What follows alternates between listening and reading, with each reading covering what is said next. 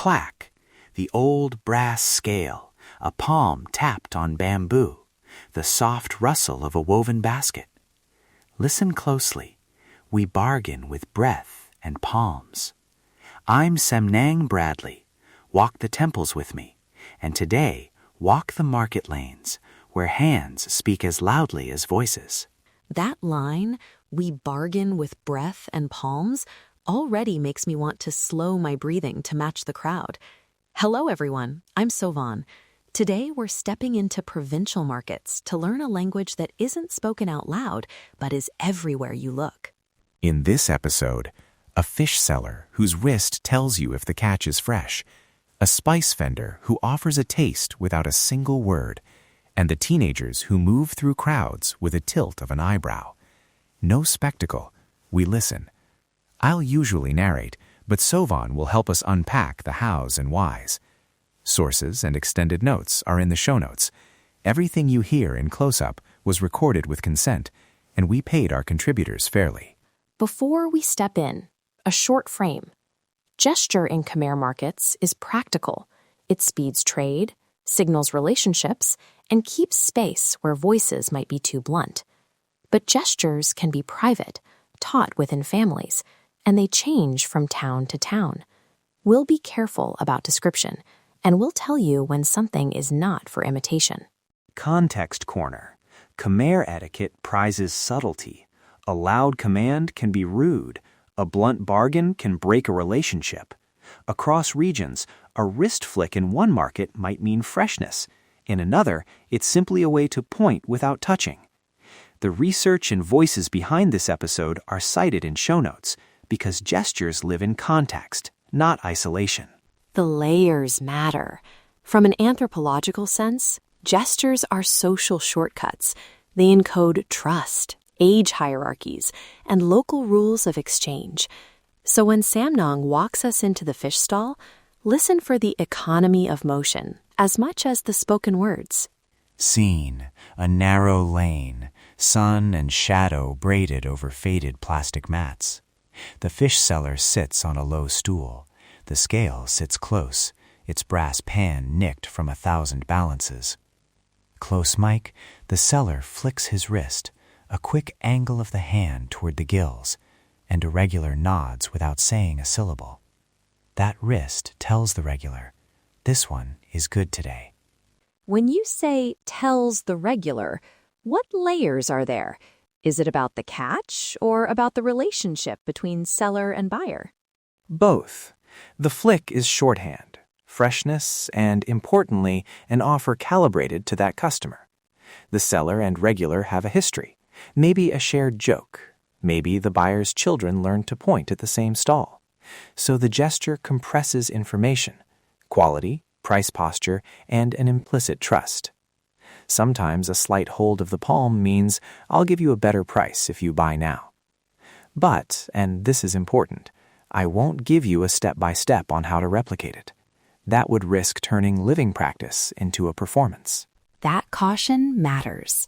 As producers, we're careful not to teach gestures that might be private or carry social meaning beyond commerce. We also made sure participants understood how their gestures would be described here.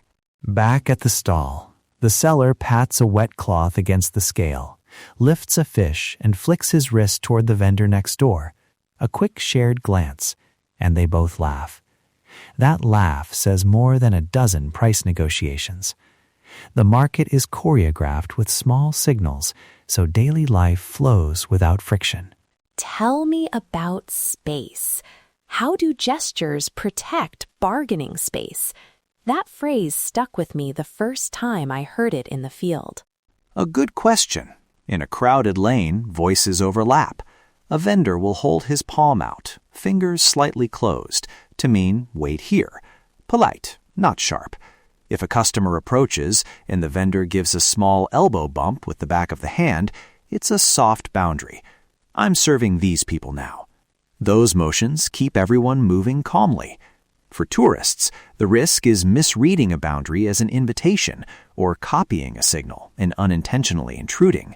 Again, listen first. Ask with words second. Now, a spice vendor.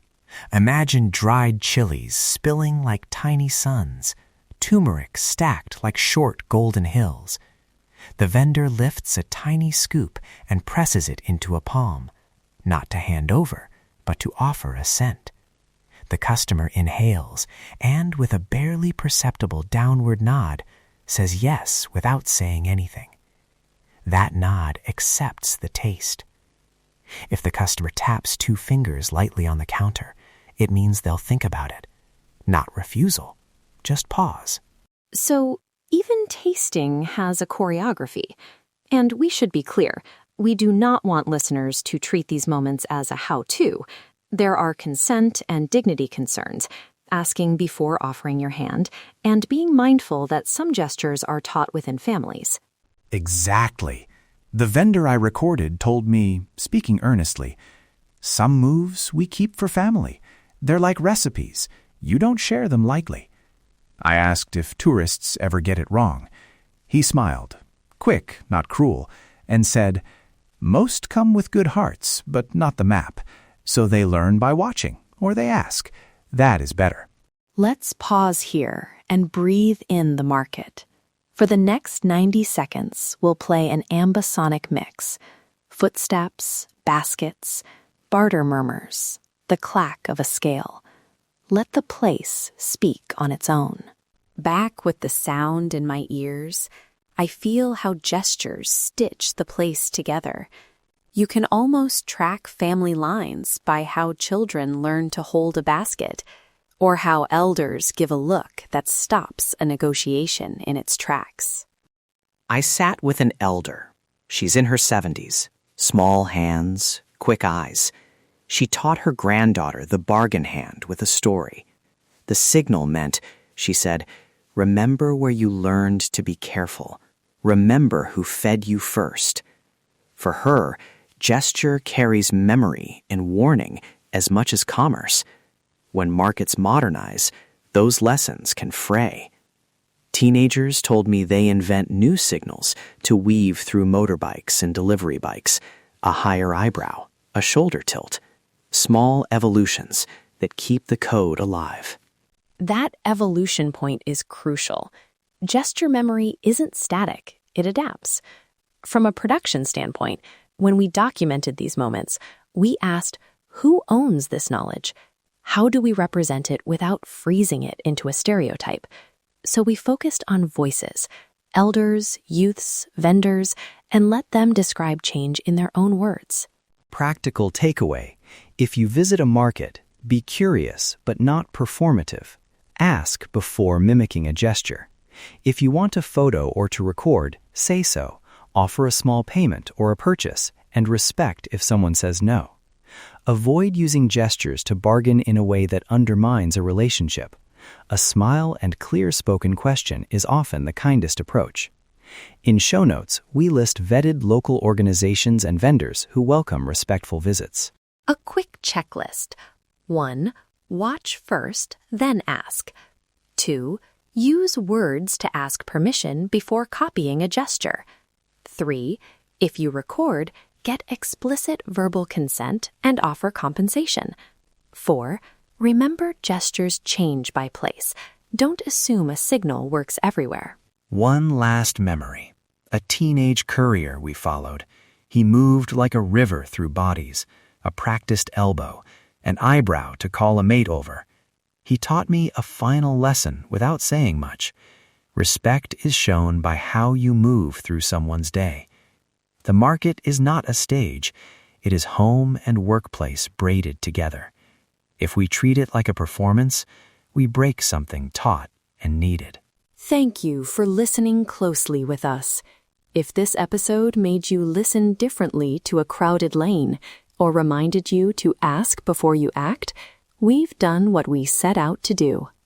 If you enjoyed this episode, please subscribe to Ancient Echoes KH. Share it with someone who loves markets, field recordings, or the small blue maps of everyday life. Read the full show notes for sources, consent notes, and a list of local contacts who welcome respectful visitors. And when you're ready to come, walk the temples with me. And remember, quiet stones, loud stories.